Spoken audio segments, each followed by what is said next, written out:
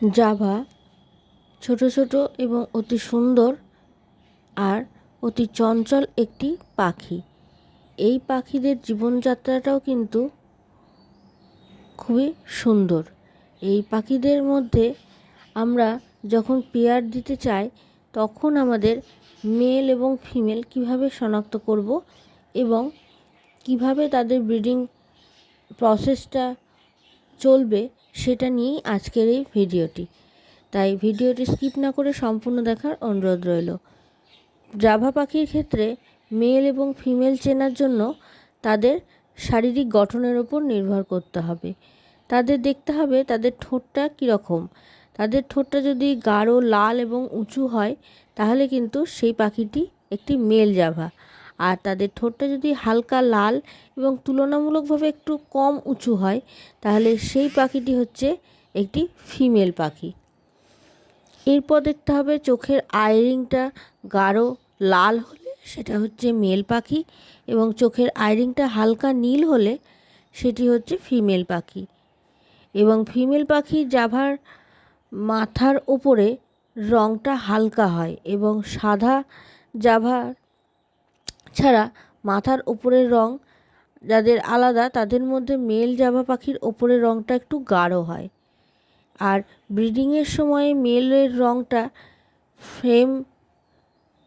Fresh যে সাদা সেই ভাবটা থাকে, আর ব্রিডিংয়ের সময় ফিমেলের সাদা রঙটা কিছুটা একটু ফ্যাকাশে হয়ে যায়। এই রকম বিভিন্ন রকম শারীরিক গঠন আমরা কিন্তু যখন আমরা পেয়ার দিই তখন কিন্তু লক্ষ্য করে থাকি। এর থেকেই আমরা শনাক্ত করতে পারি কোনটা ফিমেল এবং কোনটা মেল জাভা পাখি। এবার আমরা জানবো জাভা পাখির ব্রিডিং টিপস।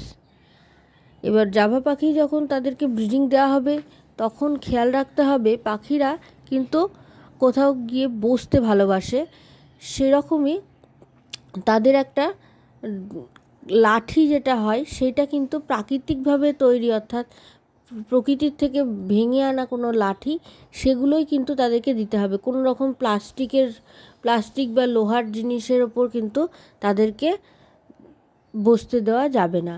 অর্থাৎ তাদের খাঁচার মধ্যে কিন্তু প্রাকৃতিক থেকে পাওয়া যে সমস্ত লাঠি সেগুলোই কিন্তু ব্যবহার করতে হবে, অর্থাৎ কাঠের লাঠি।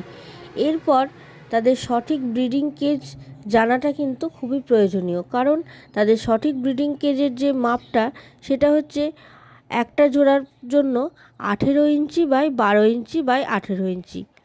এরপর আমরা জানব যে তাদেরকে যখন আমরা ব্রিডিং বক্স বা হাঁড়ি দেব তখন কিন্তু কী করতে হবে, তাদের যে ব্রিডিং বক্স বা হাঁড়ি সেটা কিন্তু 6 ইঞ্চির ব্রিডিং বক্স বা হাঁড়ি তাদেরকে প্রদান করতে হবে ব্রিডিংয়ের জন্য।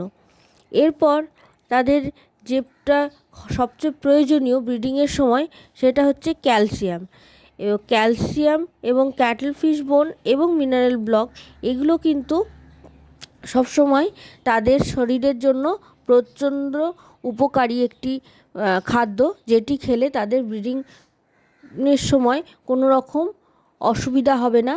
এর ফলে পাখিদের যে ব্রিডিং ক্ষমতা সেটা বাড়ে আর পাখিদের যে ডিম নষ্ট হয়ে যাওয়ার সম্ভাবনা থাকে সেটা কিন্তু অনেকটা কমে যায়। এছাড়া তাদের কিন্তু প্রতিদিন জল পরিবর্তন করতে হবে যাতে কোনো রকম জলবাহিত জীবাণু তাদের শরীরে প্রবেশ করে তাদের শরীরটাকে নষ্ট করতে না পারে।